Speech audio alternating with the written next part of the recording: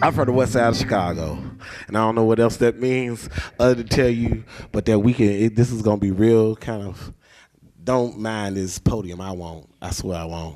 In a couple of minutes. But this particular piece, or as I began to figure out that I could do, or that I could be more intentional in the ways in which my poetry and or music could explore and inform change or social justice.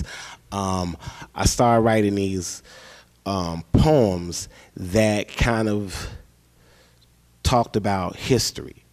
I was invited to perform or write poems, ekphrastic poems from the artwork of Samuel Akenya. And he painted this one picture. It is of the day that Nelson Mandela was released. And it was just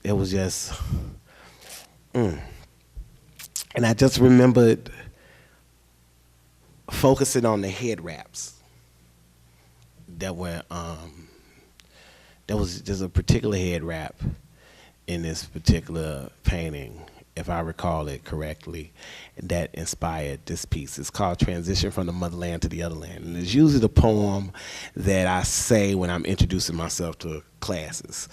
Watch out, they coming, boo. Watch out, they coming, boo. Boo, they coming. And they came. One by one, bound in chains with shackled hands and shackled feet. They cried together, they died together, they drowned in the deep, and those who refused to be abused turned themselves into birds and then jumped into the sky and began to fly, fly, fly, and go back from whence they came. But those who stayed just swayed on Atlantic waves of a triangular voyage, which kept African warriors stowage. From the motherland to the other land, folks uplifting their spirits, working with their hands. They were picking cotton until their fingers bled. At night they prayed. And that is when the revolution began from the motherland to the other land, where folks' rituals became their spirituals. She said, sometimes I feel like a motherless child. Sometimes I feel like a motherless child. Sometimes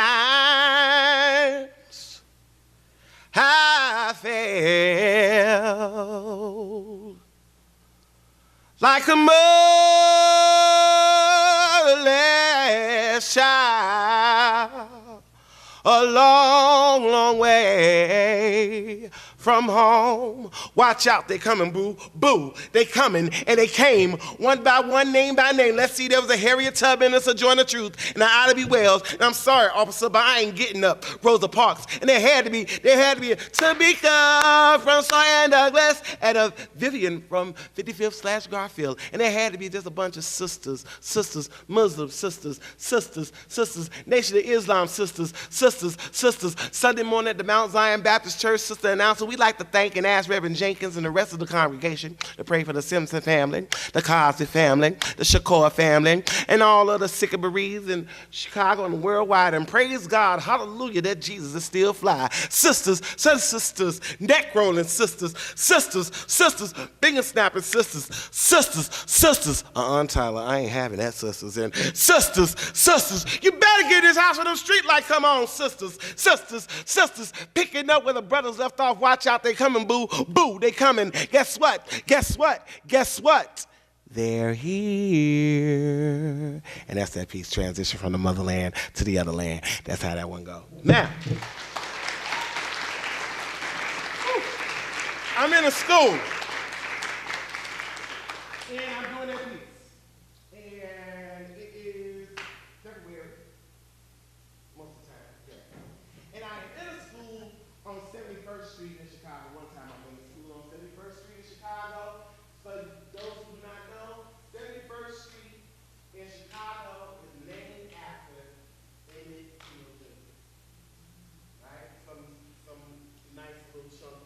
of that street is named in honor of Emmett Till. And I was in the school, and I thought it was, I was like, man,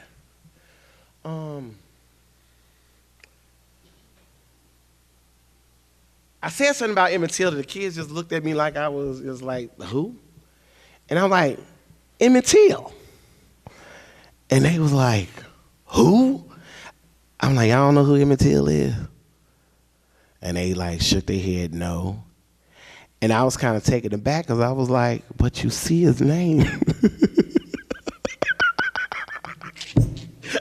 I'm like, you see his name every day. You got to. I saw it when I walked in. And they were just like, no. Well, I mean, maybe they recognized the name, boy, Southside at that point, you just pay attention to the number. Right? And because Emmett Till name is associated with the number, you really just think like Sangamon in 71st or Normal in 71st. You just don't, I don't know. I'm just trying to figure it out right now in this space. But I'm going to go back to the space I was in when in the front of the classroom, which was confused.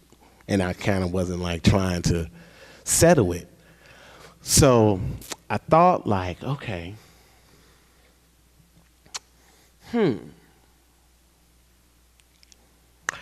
there's no reason why that room full of 8th grade children, and at the time I was thinking to myself, boys specifically, should not know who Emmett Till is. There's no way in the world that a classroom of 13 and 14-year-old black boys should not know who Emmett Till is. And so I set it upon myself that I was going to write a poem about Emmett Till. And that I would go back to this classroom and I would render the poem, and then they know why. At least they should pay more attention to street signs. At least. Yeah, you all know. I'm assuming that there's. Raise your hand if you know who Emmett Till is. Okay, raise your hand if you don't. Okay, Victoria, thank you very much. I'm always teaching you. I'm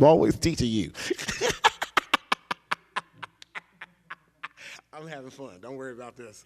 Anyway, but yeah. So Emmett Till was a young man who went down south for the summer. To visit family, as it was custom to do a lot from families who had children up north. When the school broke during the summer break, they would send the kids down to grandmamas or the aunties and the uncles had people to watch them while parents went to work or just be home. And because they liked being around their grandmamas and aunties and uncles and things. So he went down to Money, Mississippi, and spent the summer with his aunt, who was married to this cat named Moses Wright. And as the story goes, Emmett Till was in a store, and he had whistled at this woman by the name of Carol Bryant. And that was kind of disrespectful at that time in those parts of Mississippi. About a day or so later, they came knocking on Mr. Wright's door, and they basically told him, "We want to see the young boy with the green eyes," and they told them that they were just gonna rough him up and teach him a lesson and bring him back, but he never came back. And so this is me telling this story, and I think it's important before I go into this piece. At this time in my writing and creating work, and this is the first piece that marks this thing, my big mama was kind of confused that I had decided to become a poet, because she always told me to get a sit-down job. whatever that means. But anyway, she was just like, and she said, have you stopped singing? And I was like, I mean, I haven't stopped, but I'm reading poetry. She was like, but you have such a beautiful voice. And I was like, okay. So I was trying to figure out how could I blend the singing with, or make the singing more prominent, instead of like what I just did in that last poem was I found breaks where I could sing or whatever, but I began doing these things I call urban hymns, or writing these things I call urban hymns, where I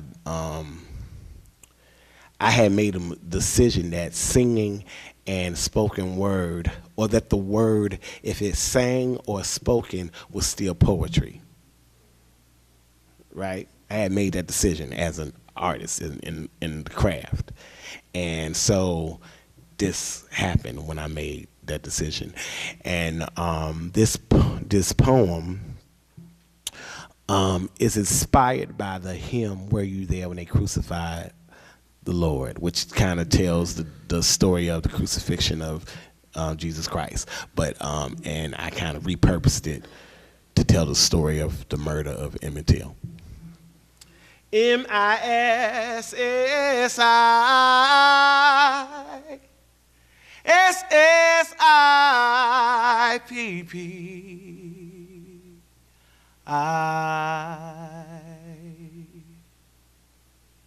Were you there when they did what they did to that boy? Were you there when they did what they did to that boy? Were you there when they snatched him out of Uncle's house? Were you there when they snatched him out of Uncle's house?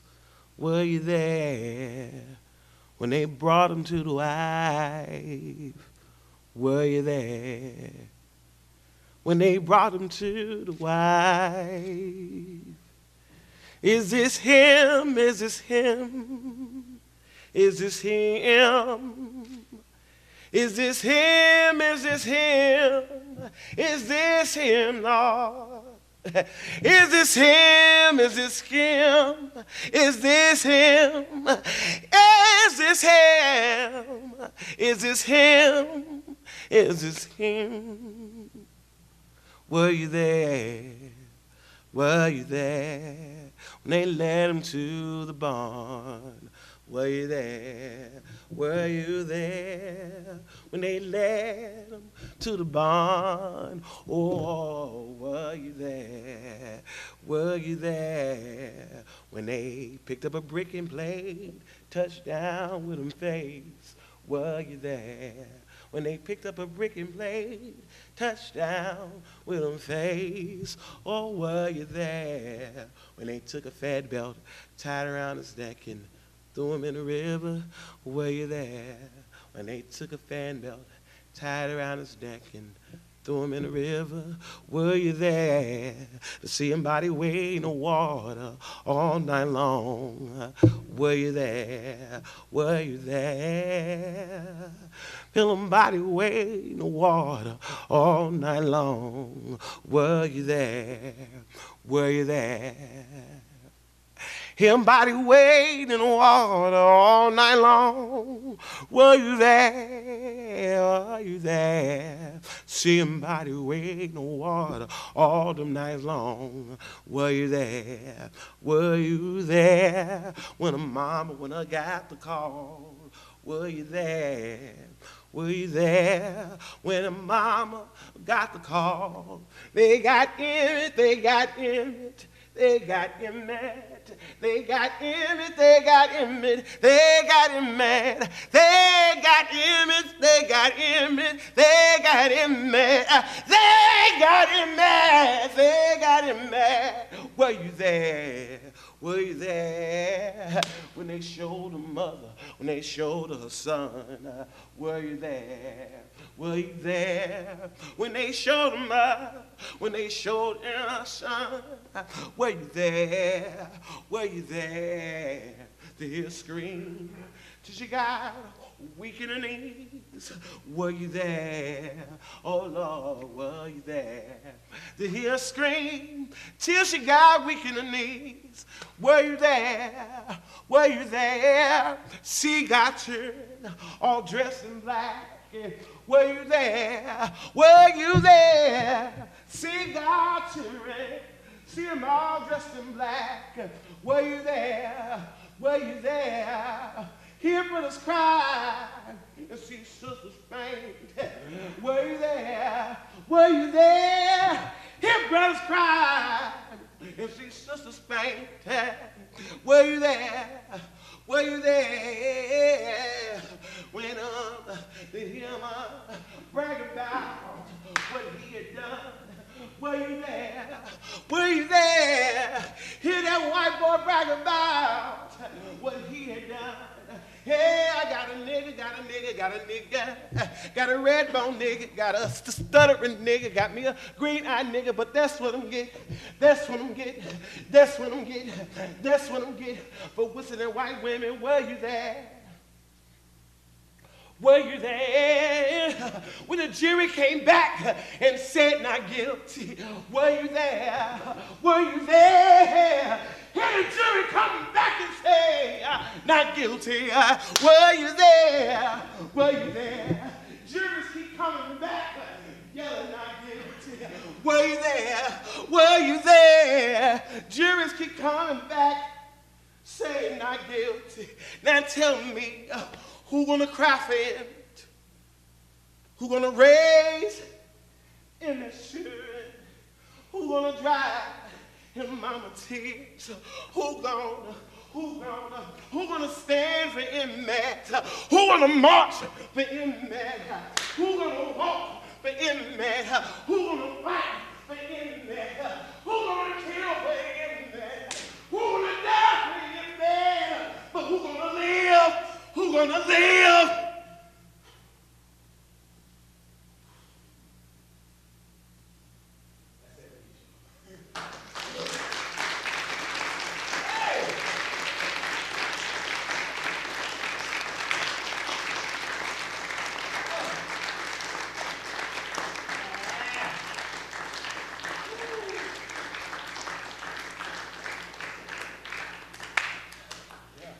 Milkshake brings all the boys to the yard. I do that, don't mind me. Not mocking it. It's just what I do to bring me back. Hey, almost outside, y'all. I was almost outside. So, a lot is going on when I'm doing my thing. I gotta remember, I gotta stay at the pulpit. Look, a lot is happening, and it's the intention, because I always figured out, or always thought, and it's not necessarily anything that I have researched, because the honest to God truth is that it was more than just the minister, or minister, that in some cases, especially when we talk about slavery, a minister is given permission to speak from this book called the Bible. And it is, at some point, in order to speak from it, you have to be able to read it.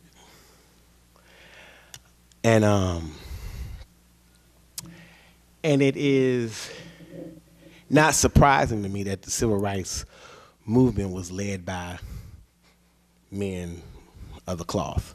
I will say it led, but I will, since I am being recorded on like many devices, but it was ran by the sisters. Man, there's a difference between leading and running.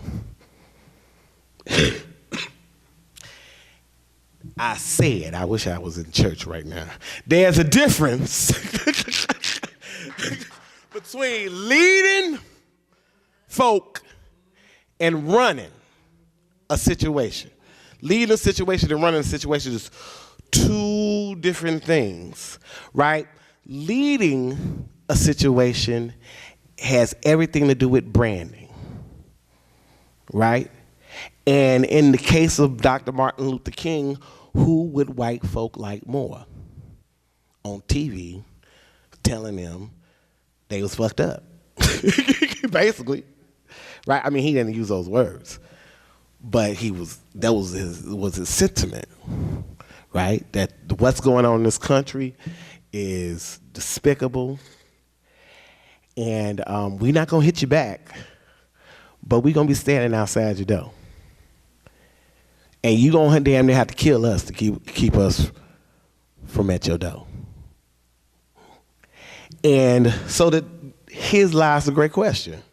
Does music inspire the movement, or does the movement inspire the music?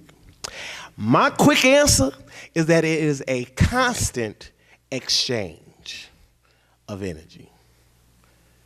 You are talking, and we're going to talk very specifically to Dr. Martin Luther King. You're talking about a man at his wit's end. Whenever he thought he wasn't going to do this no more, he had the number belonging to this one. I'm talking about women ran the movement. He had the number to a woman by the name of Mahalia Jackson. He had her number, and he could call her whenever it got that deep and hard. And whatever she was doing, if she could at the time, she would sing this song, Precious Lord, Take My Hand. And that, he had a wife. And they had some kids, so he did enjoy that type of comfort. But there's something to be said about the power of a song or the power of voice and it could have been very easy for them to find another quote unquote leader, right?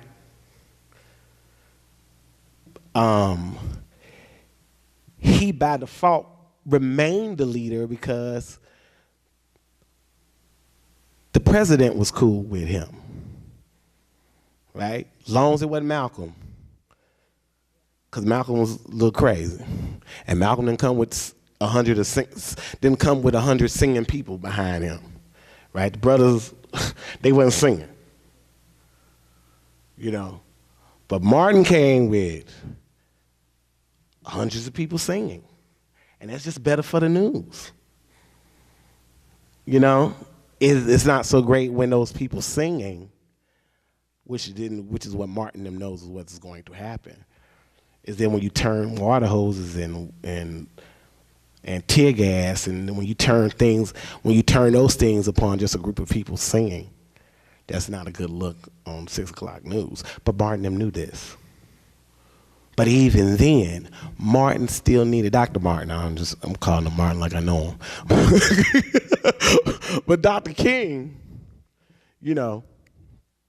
would call Mahalia Jackson, and she would sing this song. And again, that song, for those who don't know the history of that song, was written by Thomas Dorsey, who, when he wrote the song, it was a coping, his Xanax. He had a wife who was with a child, and during childbirth, she and that child passed. And he wrote this song as a lament because he felt like only thing that could keep him alive at this point would be his faith in a greater power. But this song, again, now, years later after he wrote it, is a song to which he needs to hear in order to comfort and refuel him. And if that is the most tangible example of how music in the movement works is that music has to be the gasoline, the diesel, the octane, if nothing more. I argue that it is just as radical to sing as it is to hold a kitchen-made bomb. It is just as radical to sing as it is to lay your body limp across Lakeshore Drive because you don't like Trump that damn much. It is as radical, and in times, to me, even more radical and dangerous because music has way further reach than the throwing the cocktail into the store, than the laying on the Lakeshore Drive. You cannot underestimate the radical act that music is, and there be a man named Fela Kuti who made music to mobilize and motivate people. And he did it in such a way where he could leave messages and talk about what was going on in the government to engage allies through music. There's and like I said, it's an exchange. You got to think about the way in which Strange Fruit works. Strange Fruit, Billie Holiday did not write that song. She sang the song, she recorded the song, but it was written by a Jewish man. And they were looking for a person to sing the song. And Billie, people probably don't understand the context of Billie Holiday. Billie Holiday, when she was singing and she was at her height of her popularity, she's probably like a Whitney Houston or a Beyonce. She's like it. She's like it. And she is, she's an artist. She was an artist. She didn't like the Chitlin Circuit at all because she just didn't like the conditions. And when she was traveling within the all-white band and orchestra, she didn't like the fact that she couldn't eat when they did. They had to hide her to go through certain towns.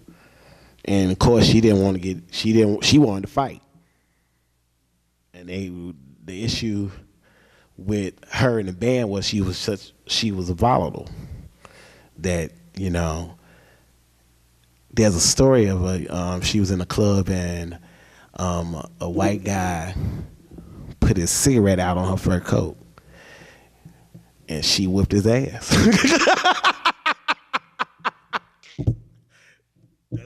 Look, that's who she was.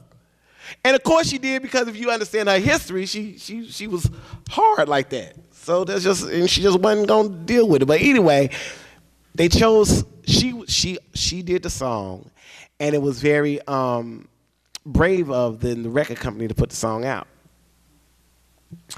And the fact that everybody that had anything to do with the song lived years after the song was composed and recorded is a miracle. When you think about how that Emmett Till died whistling at a white woman, which we just found out last year was a whole goddamn lie, that he didn't even do it.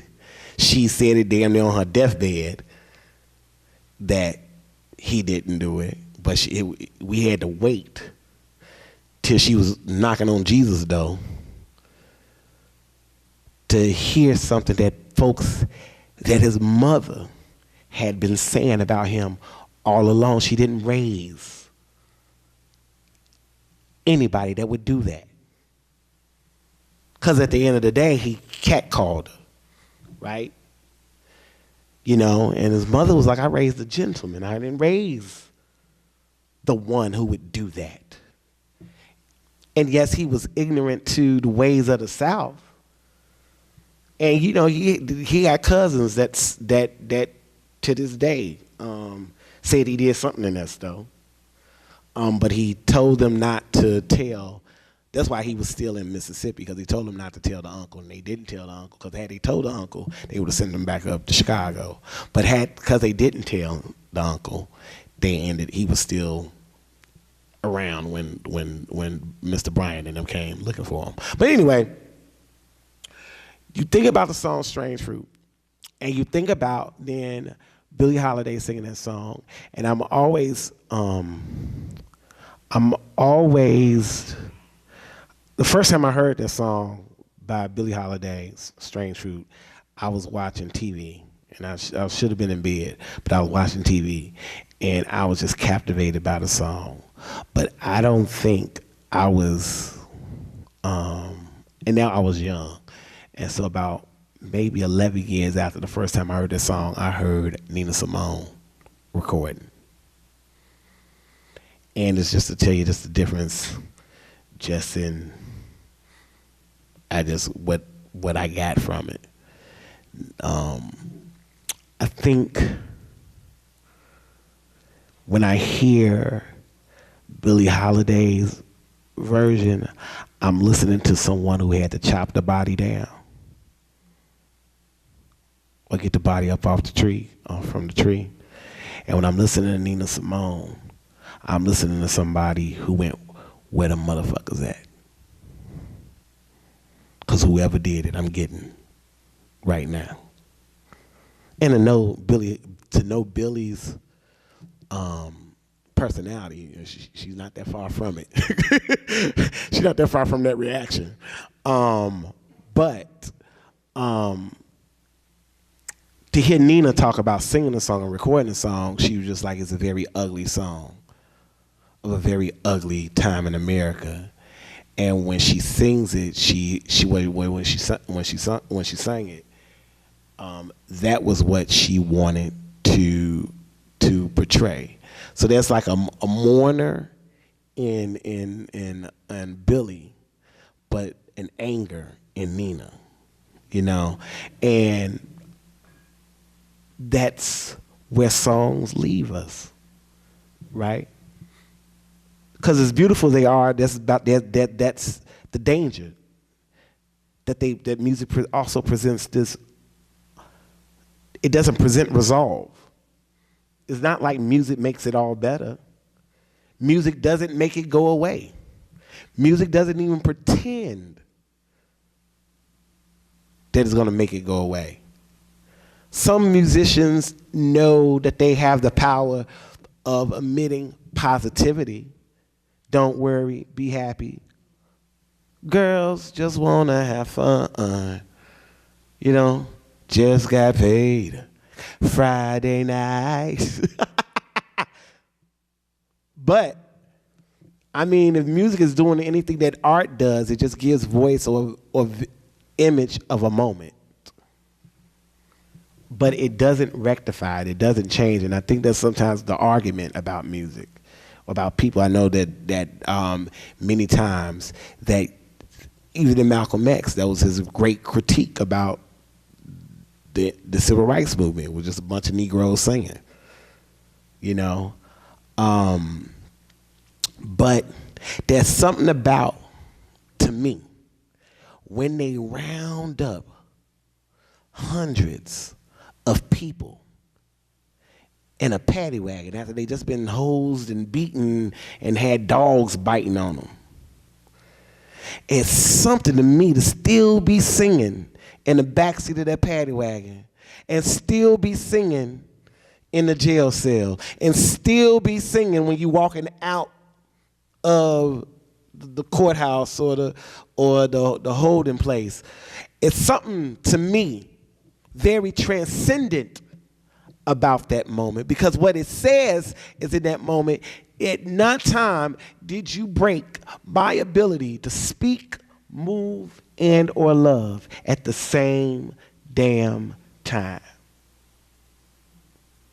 Because it's, again, as I stated earlier, music is the space where, in the context of black folk in this America, in the context of brown folk and yellow folk in this place we call America, it is where we get our bodies back.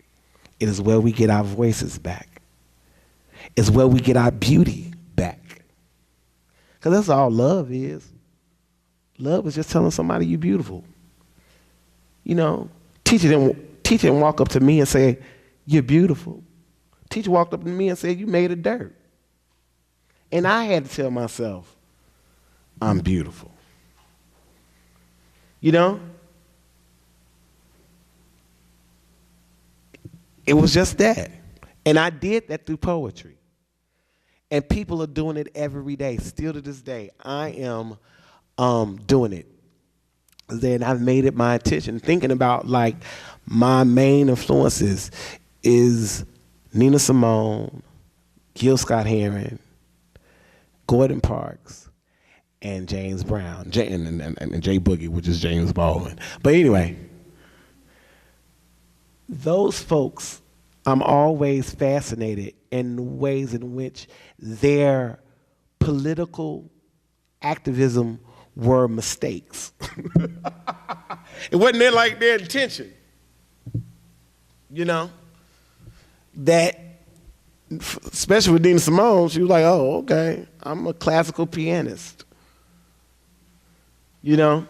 But she didn't like that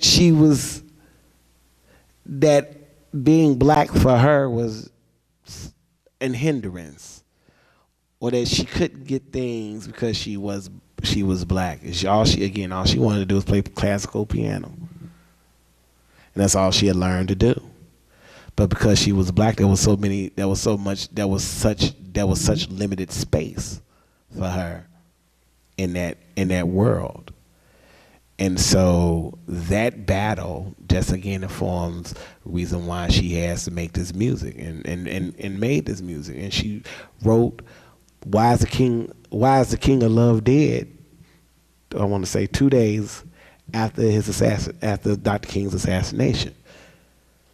You know, these songs, especially from this movement, are responses. When Pop Staples writes, "Why am I treated so bad?" You know, this is him writing a song after another bus is bombed. I'm about to leave you all or start taking questions in a minute, but what I wanted to make sure that I said or brought your attention to is this album by Ben Branch and the Bed Basket Orchestra. It is called The Last Request. It's Chess Records, 1968. It was released in 1968, about 13 days, I want to say, after King's assassination. I'm saying this because I want somebody to find the master and repress it. And so I keep mentioning it every time I get a chance to.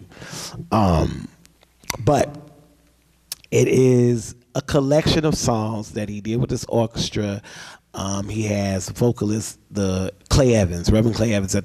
He's deceased now, but at the time, Reverend Clay Evans was very, very influential in the civil rights movement in Chicago. But he's a vocalist, and he sings one of my favorite renditions of "Sometimes I Feel Like a Motherless Child" on the record. But the record is amazing. You can find it on YouTube. You just look it up on YouTube, and you can find or listen to the record there. But anyway, this record is called The Last Request. And it's called The Last Request simply because Ben Branch is one of the last people that Dr. King actually spoke to before he walked out onto the balcony at the Lorraine Hotel. And he tells him that he wanted him to play Precious Lord tonight. And he's in Memphis, Tennessee, at the request of Bayard Rustin to speak. And he's not feeling good. He has a cold that day. And he does the speech the night before, and he has one more to do, and he tells Mr. Branch, he says, or his request is, I want you to play Precious Lord, and I want you to make it pretty. So he goes out into the balcony, he's assassinated. And what Ben Branch then did was he gathered the musicians from this orchestra, and the breadbasket, Operation Breadbasket is pre-Operation Push, just to give you some context. But anyway, they record this in honor of the memory of their dear friend. And it's just a bunch of songs that were sung through in the civil rights movement, again, as fuel to the fight. And I just wanted to make sure that you all know that. Thank you so much for spending time with a brother. And you can ask some questions. We got time for, I think, a couple of questions. Hey. Yeah, so much. It's so much. It's so much. But I got it. Like, I did that. I did that. I did that. I did that. I did that. I did that. Hold on, I'm checking it off. I did that. I did that. Yeah, and I did that. Oh, I didn't mention one thing, but I will. And I'm gonna give you some. What is your next project? That's the only part that I didn't talk about. That I talked about music in the way it is. But anyway, any questions, thoughts, concerns? Yes. Hey, my next project is this. I'm working on a play, and it's a play. The play is tentatively titled. I think this is actually going to be the actual title, or the working title. The working title of the play is Maim the Looters. And so the play is about, or the setting of the play is the riots of after the King assassination in Chicago. It happens on the west side of Chicago, which is where I'm from, in a row of stores on a street called Madison. And speaking of how music informs and explores change, most of the black radio stations in Chicago that night were given the assignment to calm people down. While the mayor then told the police to shoot to kill the arsonists and maim the looters. Ain't that crazy? That you would give the black folk of the city the job of commanding peace, but then you will order the white folk of the city to shoot the black folk out there burning stuff down. That was crazy. How that work, right? So my play is about a musician who decides that he's going to create music to encourage the unrest. And he's going to, work his magic and plug in the city into this music that explores this rage and not only the rage, but the kinship that the West Side has with Dr. King, because a lot of people don't understand why was he so upset at the time that he spent in Chicago, in the North Lawndale community specifically, and the hero he was to those folks. I mean, and riots went up in all over the city. If you all know that James Brown is then commissioned in Boston to have a concert and kind of do the same thing, settle the people. But then there's police officers. If you ever watch this concert, at one point the kids get on stage, and he has to reprimand them at this point, but they get on stage and the police is just like picking up people and throwing them back out in the audience. And it's just like, it's crazy. And James Brown is probably the only dude at the time that could even do this. He settled the audience. He kind of reprimanded them from jumping on stage, but he wasn't feeling where it could have ended up had he stepped back and not utilized his voice, right? And he could calm those people down because he had them in that energy. And he did it. So that's again, the testament to the power of music and the way in which it is used or was used specifically in this movement. Do we have another question? But thank you for asking that question. What was my next project? And I'm working currently on this play, and I am trying to talk to the MCA, which is a long time. I've done a bunch of work with the MCA, but the MCA about that they are being the incubator and then the presenter of that work. Yes? You didn't mention Mississippi Goddamn. I did not mention Mississippi Goddamn.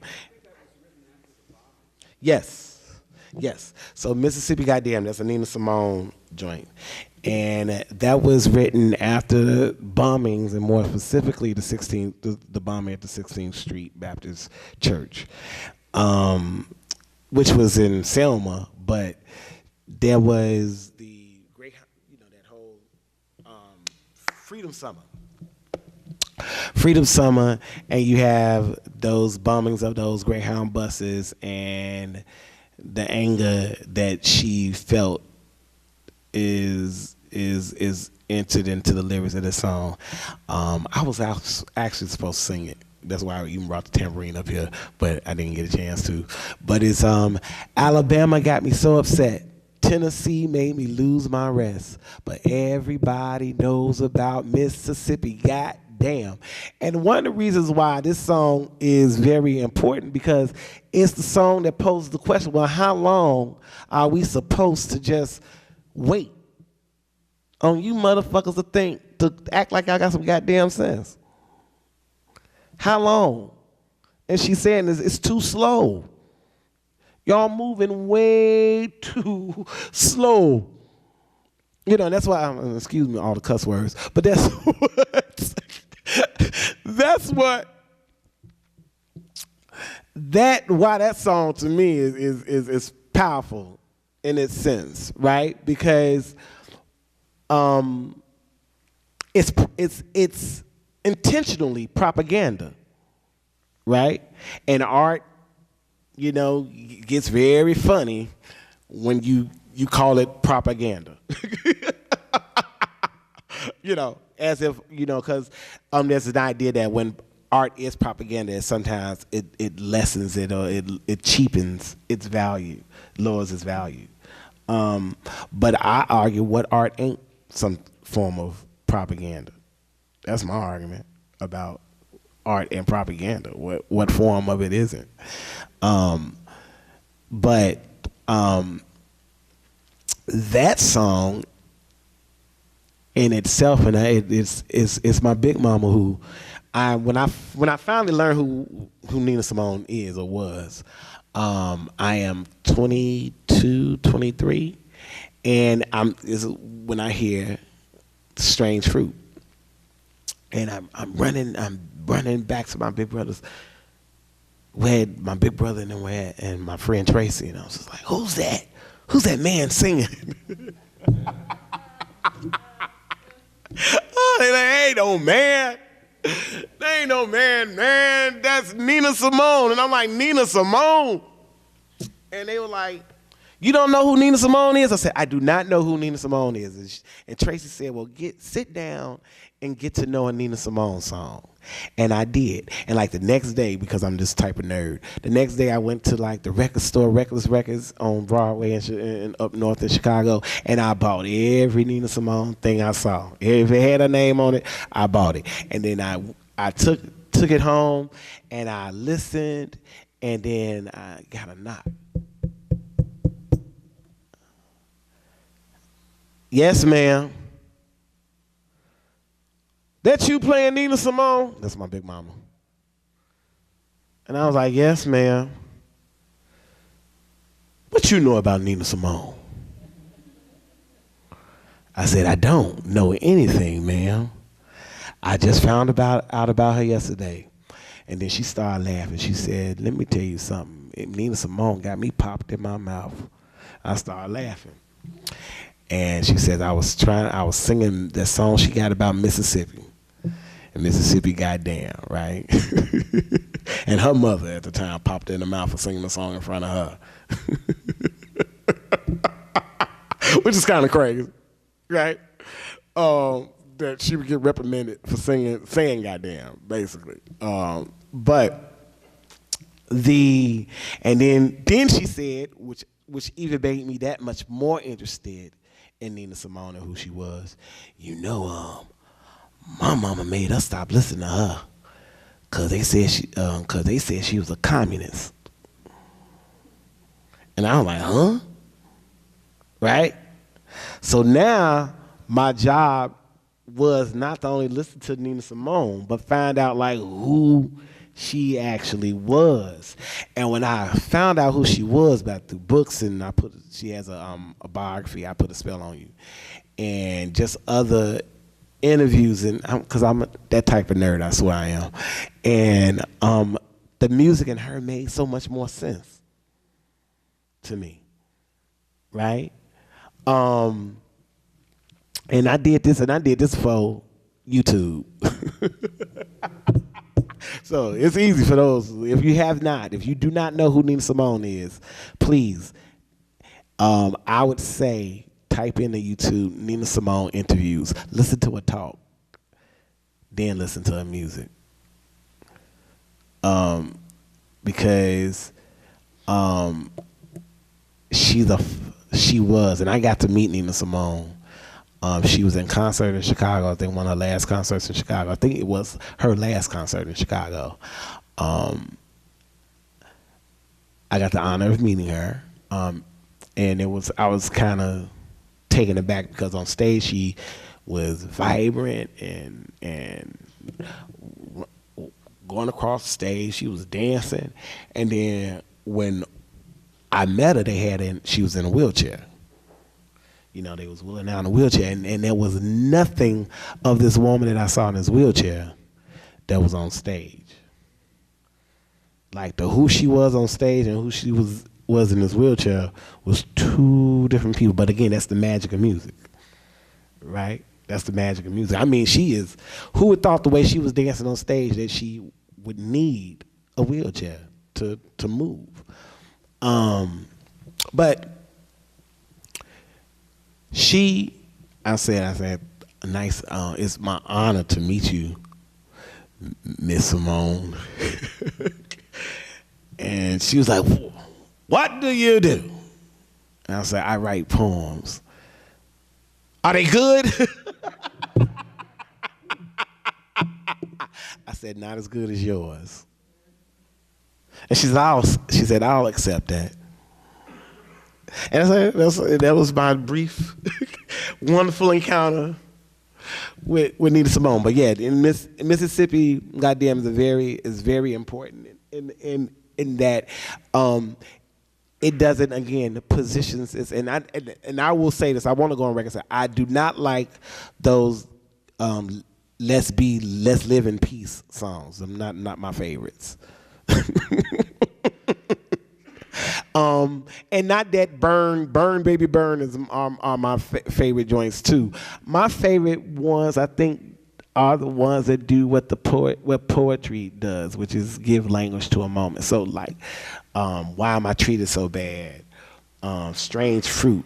Those are my favorite because to me they put the picture out in front of you, and they don't put the person of color in the position of being Olivia Pope.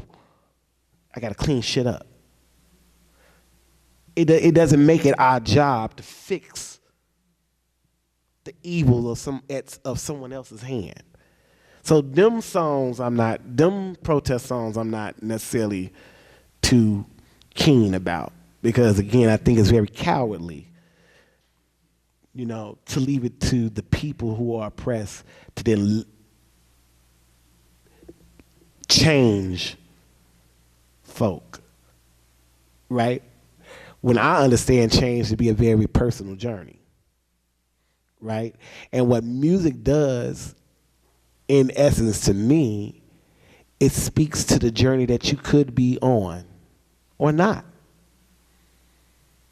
Because if music fixed it all, then we wouldn't be having this conversation in the middle of this presidency.